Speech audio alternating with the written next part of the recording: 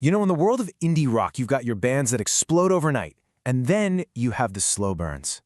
Today, we're diving into the story of The National, a band that spent years, literally years, building a following before becoming one of the most respected and influential bands in music today. It's a pretty wild journey when you think about it. How does a group of guys from Cincinnati, who were still working their 9-to-5s, methodically build a career that eventually puts them right at the center of the music world?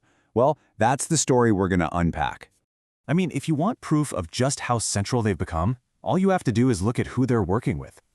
Guitarist Dessner has basically become a super producer, co-writing and producing Taylor Swift's Grammy-winning albums Folklore and Evermore. Yeah, those albums. They've grown from just a band into this massive creative hub that all these other major artists want to be a part of. All right, so let's get into it. This is really an incredible story. Their rise to the top was anything but meteoric. It was a masterclass in persistence, pure talent, and yeah, a little bit of that unique family chemistry.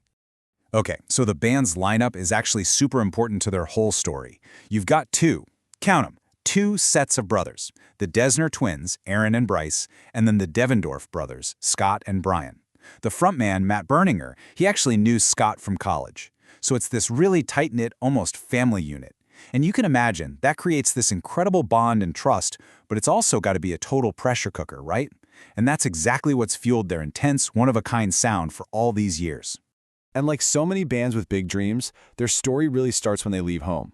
They packed up from Ohio and headed straight for the epicenter of indie rock at the time, Brooklyn, New York, right as the new millennium was kicking off. And when I say slow burn, I mean it. This was the absolute definition of a patient climb. They got together in '99, but for years they were working day jobs in the whole .com boom. Can you imagine? Designing websites by day, rocking out by night. They were playing free shows on Sundays and were so serious about it, they even started their own record label, Brassland, just to put out their first couple of albums. It wasn't until 2004, 5 years in, that they finally took the leap and quit their day jobs to go all in on the music.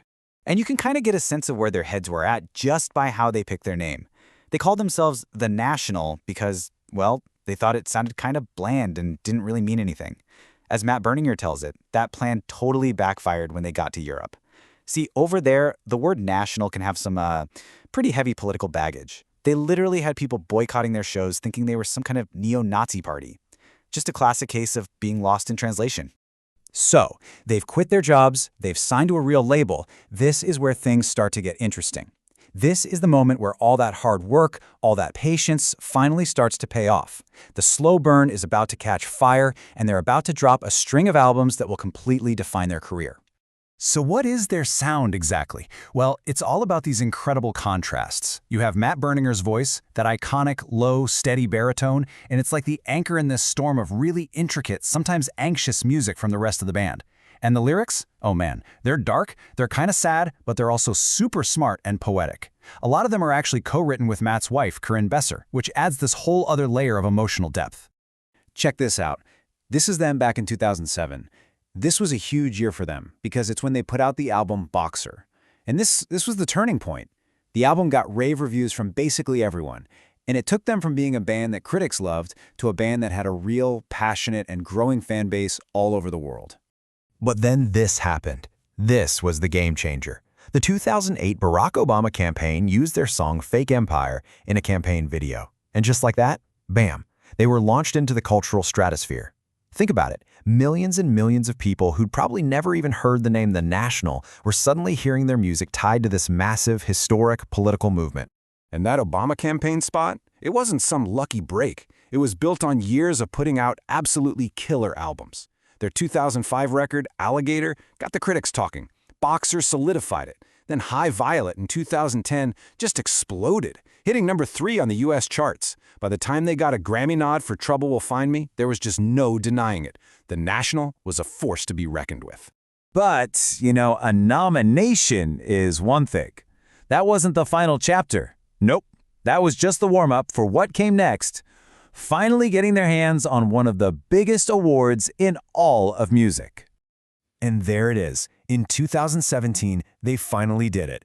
Their album Sleep Well Beast won the Grammy for Best Alternative Music Album. Just think about that for a second. The guys who started out working .com jobs and playing for free on Sundays were now Grammy winners. That is the ultimate we made it moment. I mean, just look at this. The difference is absolutely staggering. On one side, you've got them on a festival stage back in '07, and then on the other, just 10 years later, they're headlining massive arenas, playing to thousands. This right here is the perfect picture of that slow burn turning into a full-on wildfire. But here's what's maybe the most incredible part. It's not just about the Nationals' own records anymore. Their influence is spread out, and they've kind of built this entire creative ecosystem around themselves. It's like every single member has their own cool thing going on. You've got Aaron Dessner producing for megastars like Taylor Swift and Ed Sheeran. His brother Bryce is composing for films and orchestras. The other guys have their own successful side bands, and Matt Berninger has his own solo stuff. They're not just a band, they're more like a creative collective with all these amazing projects branching out. So fast forward to today. This is them in 2022, more than 20 years after they first got together in Brooklyn. And what are they doing? Still headlining huge international festivals, still putting out amazing records, and honestly, they might be more relevant now than they've ever been. It just proves how powerful that combination of hard work and their one-of-a-kind chemistry really is. So this all kind of leaves us with a big question, right? The story of The National really makes you rethink what indie even means. Here's a band that has hit the big time. We're talking Grammys, arena tours, working with the biggest pop stars on the planet. But they've done it all completely on their own terms, without ever changing who they are. So it really makes you think, in today's world where all the lines are blurred, what does it even mean to be an indie band anymore?